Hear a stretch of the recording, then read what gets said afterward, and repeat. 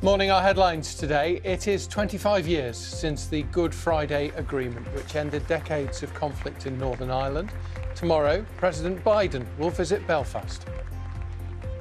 The coronation. New details are revealed about the route, the regalia and the carriages.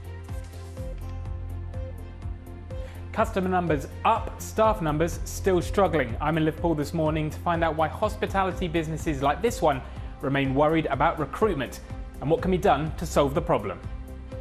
Good morning. After weathering a stormy start, Spain's Jon Rahm fights back to win the Masters on a dramatic final day at Augusta. And we are bringing back a medieval sport for modern times. What more could you possibly want on a bank holiday Monday than a jousting competition? Well, we've got one. The King and Queen Consort will travel to the coronation in one of the newest royal carriages, the Diamond Jubilee State Coach, escorted by the Household Cavalry. Inside Westminster Abbey, the service itself will see the crown jewels, the regalia, the symbols of the monarch's authority, being used for the first time since Queen Elizabeth was crowned.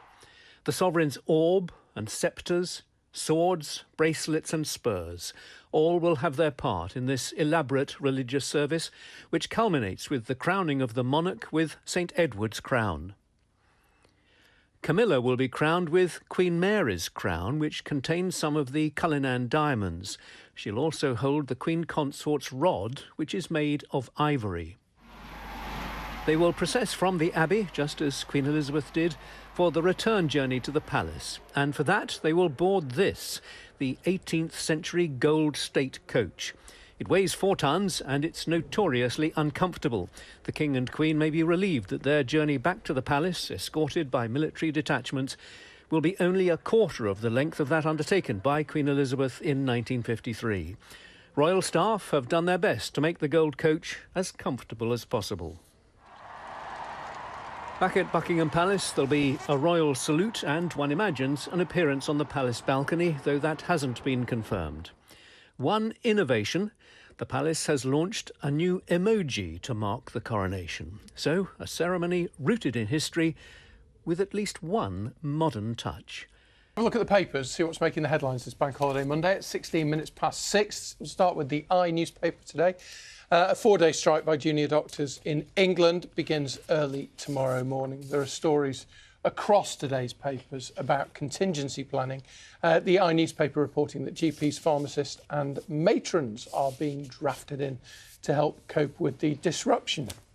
There's another health story on the front of the Daily Mirror, this time, though, not focusing on strikes. The headline is Hospital Trek Scandal. The paper reports that 1 in 3 999 patients have made their own way to hospital because of record waits for ambulances. The Daily Express leads on a story that we're also going to look at during the course of the morning. It's the closure of bank branches. The paper says that the bank's betrayal of loyal customers is laid bare in findings that say that millions of people would prefer to deal with someone in person rather than using an online service.